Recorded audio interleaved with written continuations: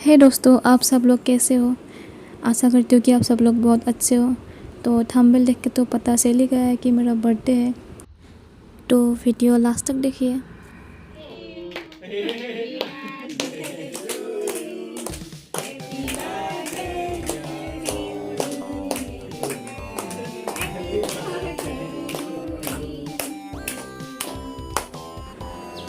तो मैंने सोचा कि मैं व्लॉग हिंदी में ही बनाऊँ, क्योंकि हिंदी सबको समझ में भी आती है, क्योंकि असमीज़ तो सबको समझ में नहीं आती ना, सिर्फ असम के लोगों को ही पता है।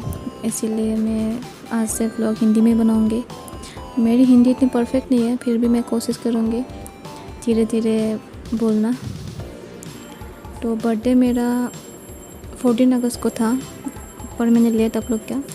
इतना कुछ आयोजन नहीं किया, क्योंकि उस दिन सावन का महीना का, इसलिए मैंने केक तो कट किए पर खुद खाई नहीं, बाकी सब लोगों को खिलाया।